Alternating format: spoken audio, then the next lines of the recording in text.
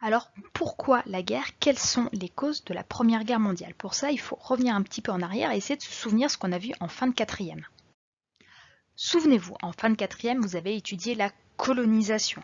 En 1914, on peut dire que l'Europe domine le monde. C'est d'abord une domination coloniale. Les pays européens ont des colonies un petit peu partout dans le monde et des régions comme l'Afrique sont quasiment entièrement colonisées en 1914. Les pays européens, c'est aussi la première puissance économique mondiale. Par exemple, les stocks d'or les plus importants se retrouvent en Europe. Mais les tensions entre les pays européens sont très nombreuses. Ce sont d'abord des tensions coloniales. Par exemple, entre la France et l'Allemagne à propos de la domination du Maroc. On a aussi des tensions économiques entre les différents pays, notamment pour le contrôle des mers et pour tout ce qui est évidemment échanges commerciaux. Mais surtout, ce sont des tensions territoriales entre les pays européens. Les exemples sont nombreux. On pense notamment à l'exemple de l'Alsace et la Lorraine entre la France et l'Empire allemand. Souvenez-vous, en 1818, l'Empire de Napoléon III est vaincu par l'Empire allemand. C'est la fin du Second Empire et on perd l'Alsace et la Lorraine. Donc depuis 1870, la France ne rêve plus que d'une chose, c'est de sa revanche et de pouvoir récupérer l'Alsace et la Lorraine. Donc on attend un petit peu la bonne occasion pour pouvoir déclarer la guerre à l'Allemagne ou provoquer l'Allemagne pour qu'elle nous déclare la guerre, mais on aimerait bien faire la guerre à l'Allemagne pour pouvoir récupérer l'Alsace et la Lorraine. Pareil, entre l'Empire austro-hongrois et l'Italie, il y a des tensions territoriales, par exemple pour le Trentin ou l'Istrie.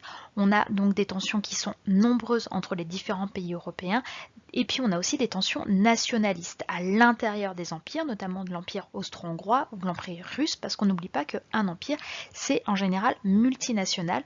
Donc c'est l'Europe des nations, on a des peuples qui aimeraient leur indépendance à l'intérieur des empires. Ou alors juste à l'extérieur, c'est l'exemple de la Serbie, ce petit pays d'Europe, des Balkans, eh bien, rêve de réunir autour de lui tous les peuples slaves voisins et donc aimerait agrandir son territoire, notamment en récupérant la Bosnie-Herzégovine qui est dans l'Empire austro-hongrois. Et puis, on a donc des alliances qui se forment, donc ça veut dire que l'Europe se prépare à la guerre. On a la triple alliance qui va réunir l'Empire allemand, l'Empire austro-hongrois et l'Italie, et la triple entente qui va réunir le Royaume-Uni, la France et la Russie. Ça veut dire qu'en 1914, on attend la guerre, on se prépare à la guerre, et voire même on espère un tout petit peu la guerre. Le 28 juin 1914, l'héritier du trône de l'Empire d'Autriche-Hongrie est assassiné à Sarajevo par un nationaliste serbe.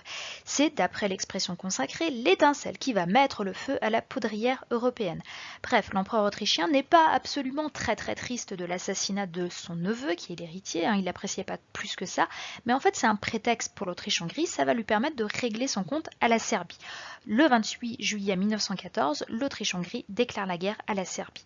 Mais la Serbie est protégée par la Russie, donc la Russie à son tour va déclarer la guerre à l'Autriche-Hongrie. Et là vous avez compris le problème, c'est l'engrenage des alliances. On a dit qu'on avait la triple alliance d'un côté et la triple entente de l'autre. À partir du moment où un pays est attaqué, eh bien il va être défendu par ses alliés. Donc à partir du 28 juillet, on a la première déclaration de guerre et le 4 août 1914, suite à l'engrenage des alliances, c'est toute l'Europe qui se retrouve en guerre.